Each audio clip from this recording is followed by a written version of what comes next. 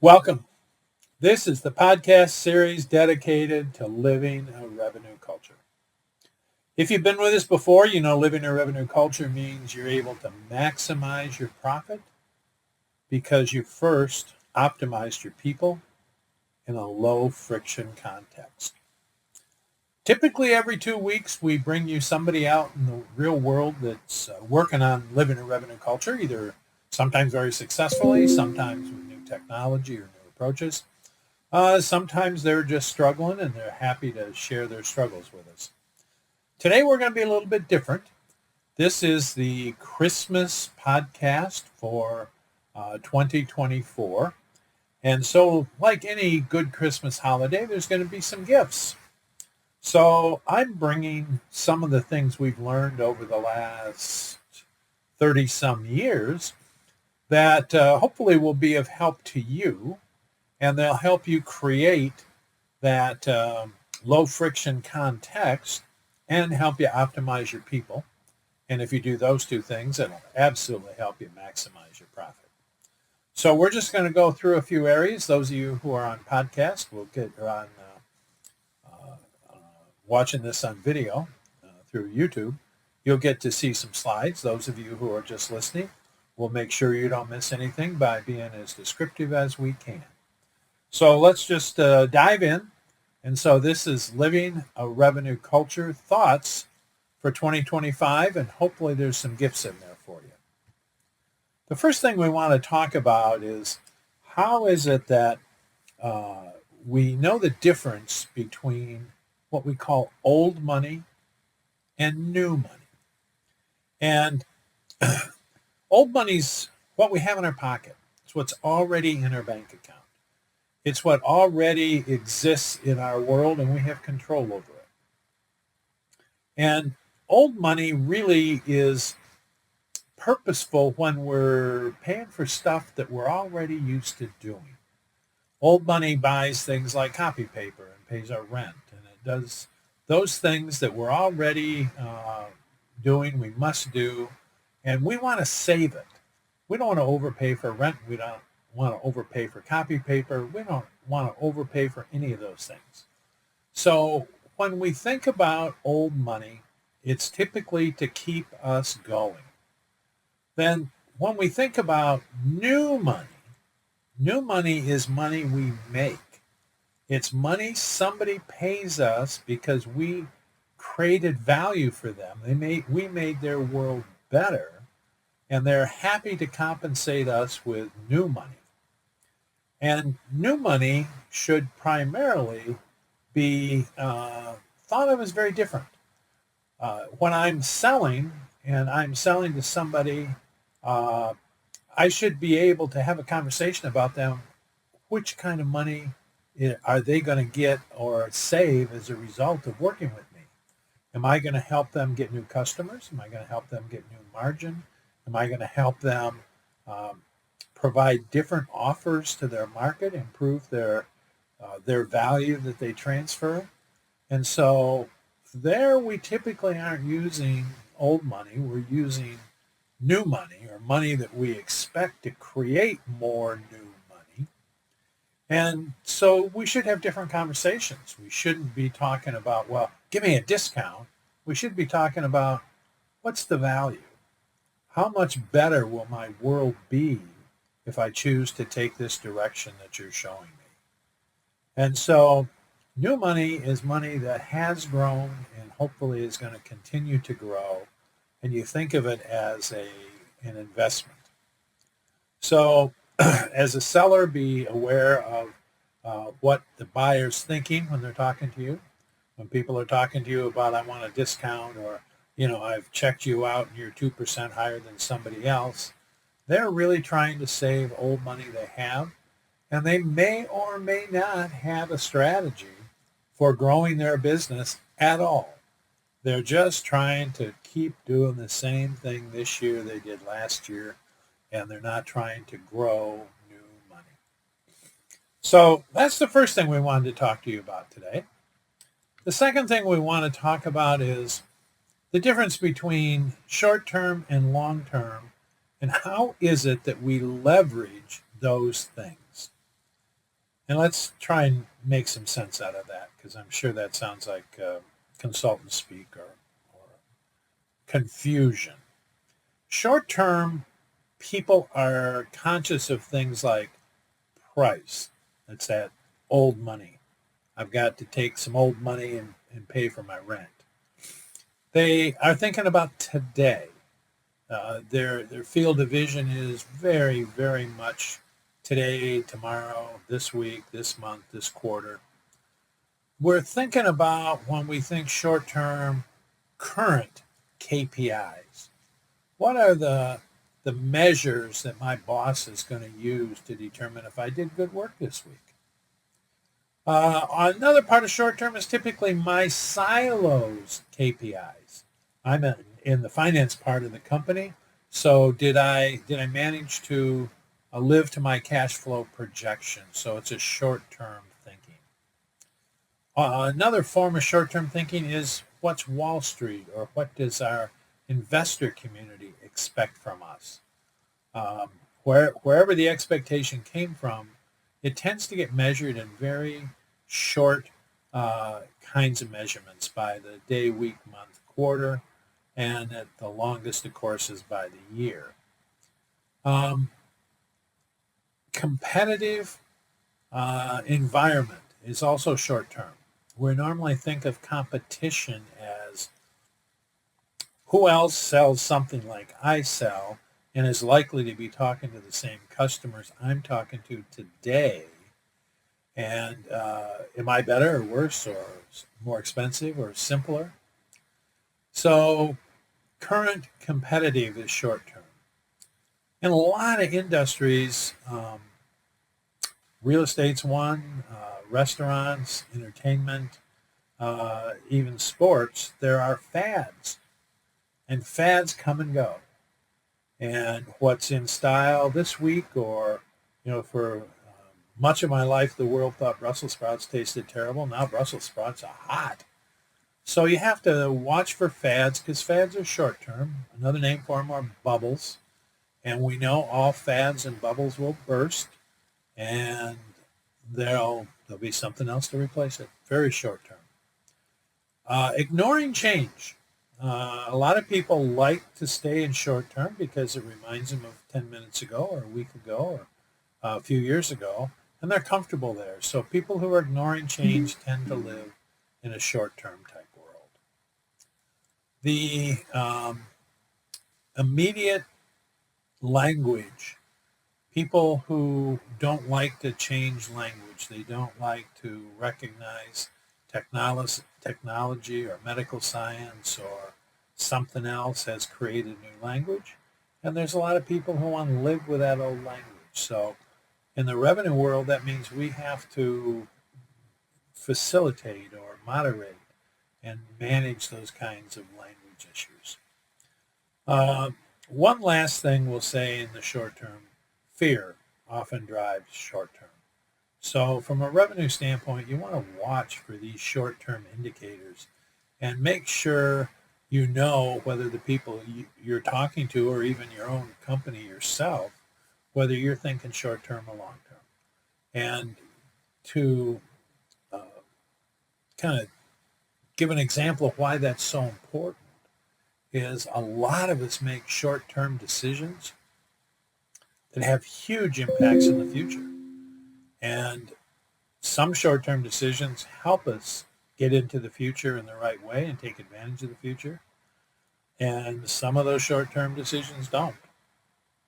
If your kids decide to get a good education and prepare themselves for careers and prepare themselves for marriage and prepare themselves for parenting, they're probably going to do a whole lot better than if they just only want to spend the short term on frivolity and fun and enjoying the beach or that type of thing.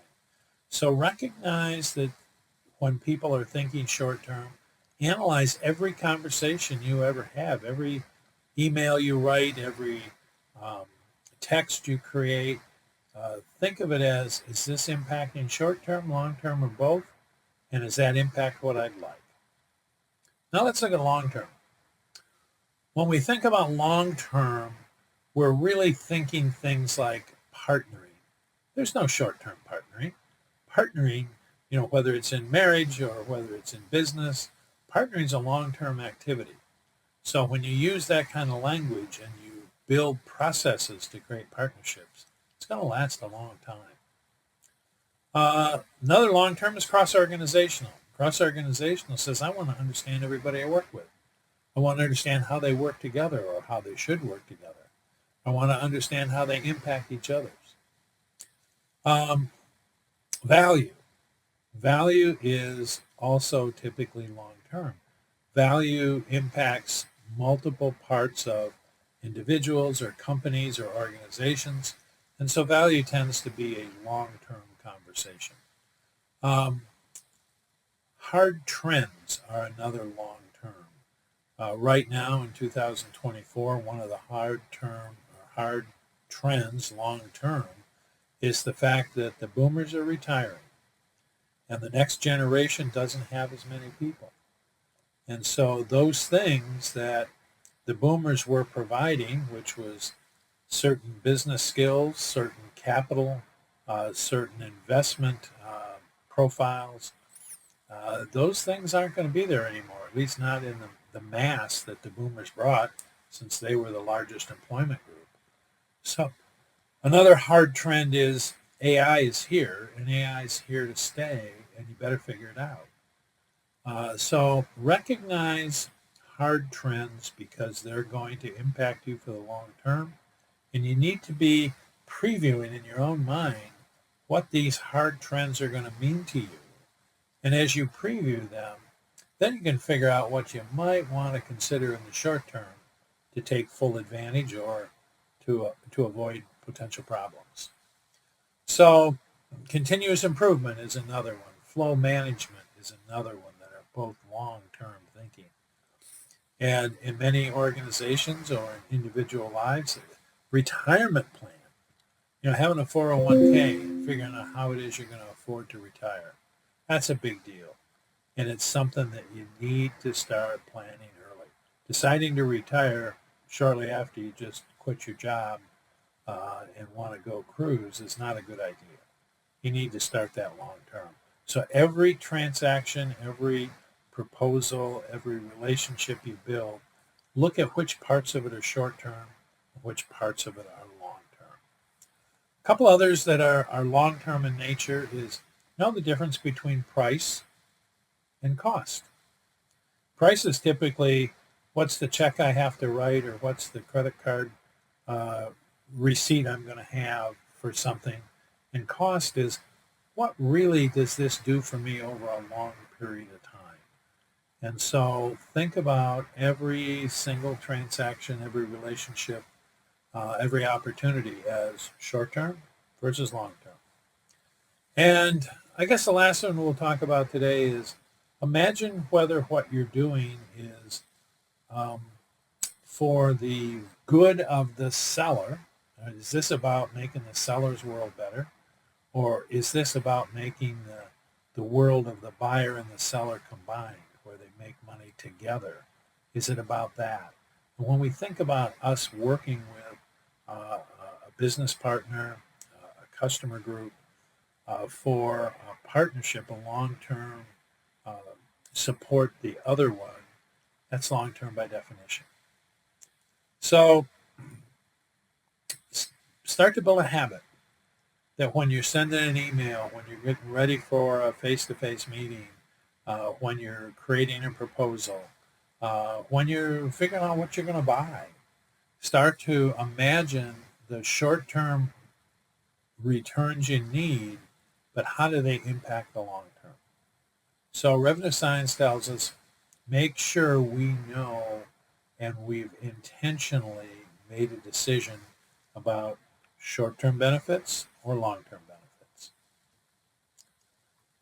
Next thing we want to think about is one of my favorite subjects are myths. Myths and decisions that we get to make. I'm going to talk about three partially true. The definition of a myth is partially true evidence. I'm talking about three things that are partially true, that everybody wants the outcome from based on what they think the myth is. The first myth is wallet share.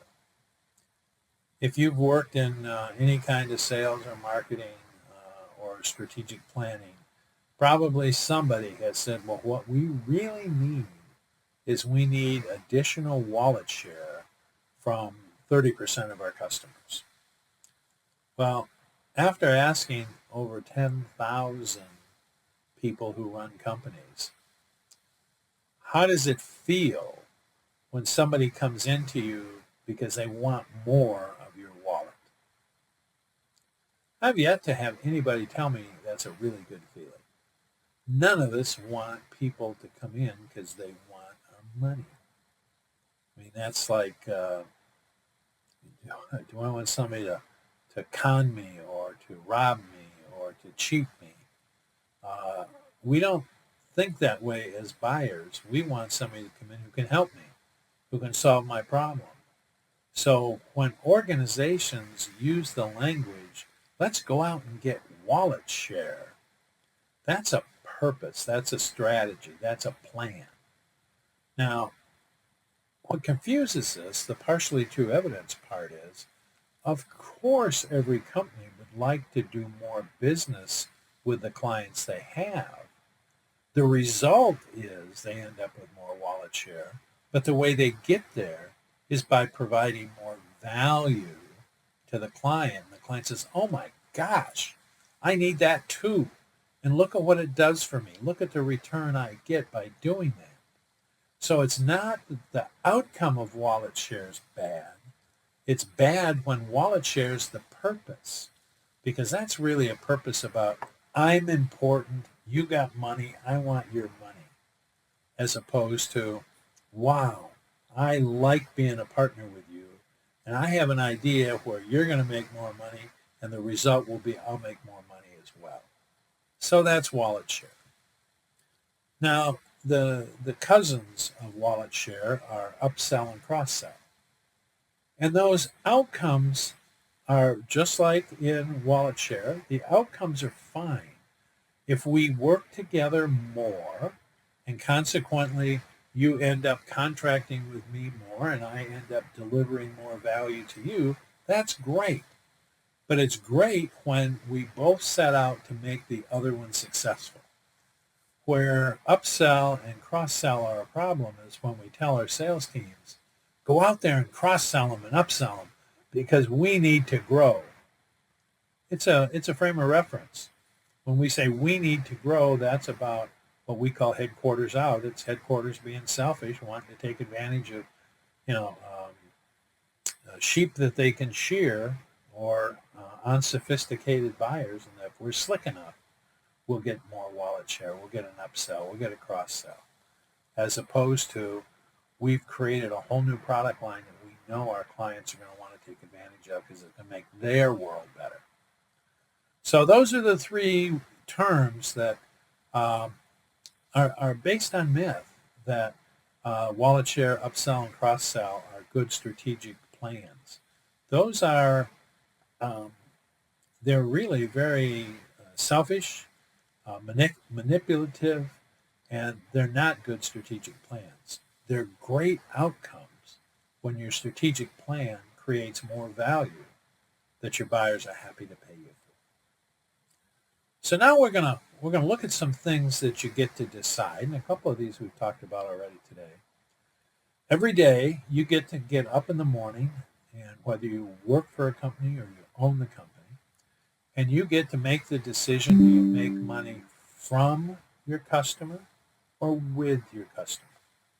In that example we just had about upsell and cross-sell, if you're going to make money from them, you have strategic goals of more wallet share, more upsell, and more cross-sell.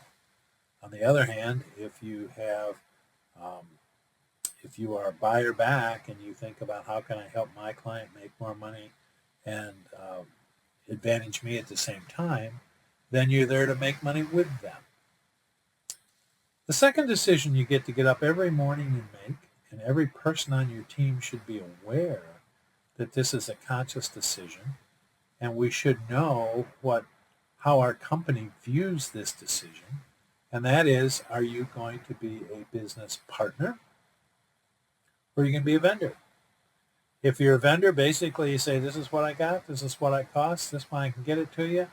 And you may negotiate price or terms or certain things, but it's arm's length, and you're just there to solve a problem, take a check, and move on. You get to decide: am I a partner?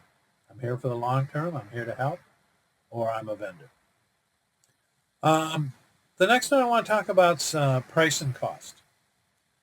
Oftentimes, when we are in negotiation or we're creating a relationship with a client, and somehow money comes up. And money's always a awkward place because we don't know how much they want to pay and they don't know how much we're going to charge, and it's a little bit awkward. But there's a question you can ask that's not awkward at all.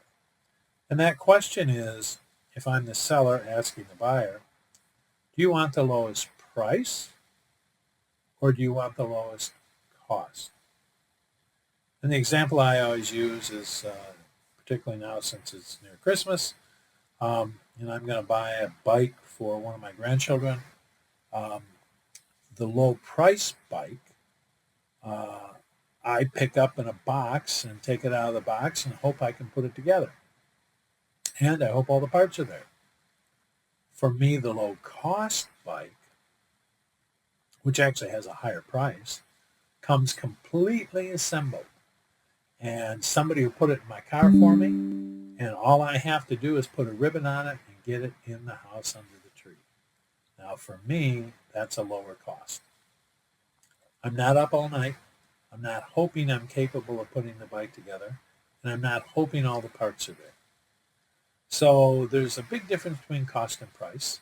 And if you don't know which your buyer wants or which you want if you're the buyer, that makes whatever's going to happen next very difficult. So make a decision. The next one is, and it's similar to cost and price, it's just another way to talk about it. And that is, if you're the buyer, do you want to buy stuff or do you want to buy brain? Normally, if you want to buy stuff, what that really means is you believe you know everything you need to know about what you're going to purchase. You're not looking for any support from the seller. You really only need to know, is the quality good enough? Is it available? And how much does it cost? On the other hand, if you're buying brain, that's all about explaining the buyer's problem to the seller, and the seller understanding it to the degree that they can share with the buyer what they can preview with that buyer, what it's going to look like when it's done, how it's going to work, the differences it's going to make in that buyer's world. That's really about the buyer saying, I don't know how to do this. I need your brain to get this done. And I am glad to pay for your brain, because without your brain, it's not going to happen. So we all get to decide every day, every year, whether we are in the brain business and we're solving problems. We're probably curious. We're probably good listeners. We're probably good designers. We probably care about the people whose problems we're solving. Or we're in the stuff business, which basically says, I got a garage full of stuff I got to get rid of, and I'm going to hold a garage sale, and I'm going to hope I can talk people into buying it from me. So brain and stuff is a big one. And then the last one, and we talked about it earlier, but we all get to decide every day, am I a headquarters out organization? And that really means I think I have something that everybody should buy.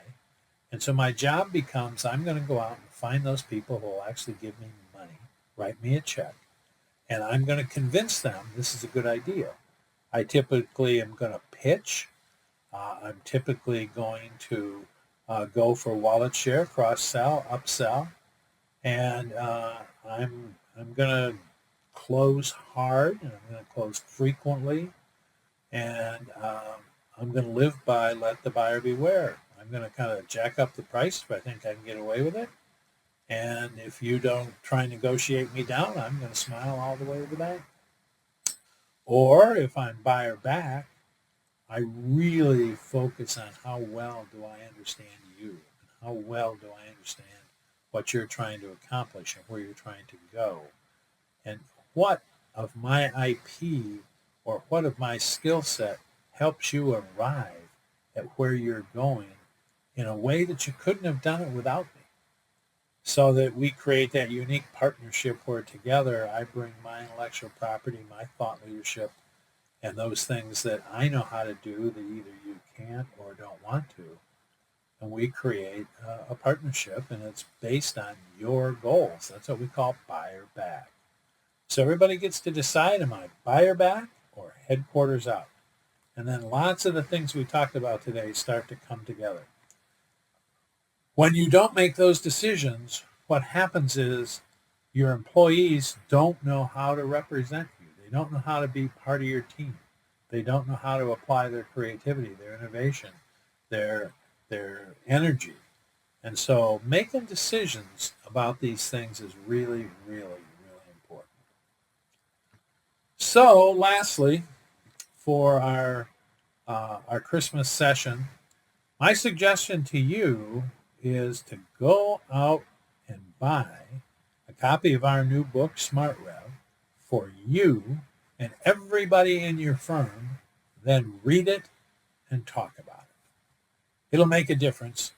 You'll have a much, much more productive 2025, both from the standpoint it'll be financially successful because you'll be making a lot of smart stuff decisions, and also personally because you'll know you're making smart decisions and you'll be avoiding all that dumb stuff.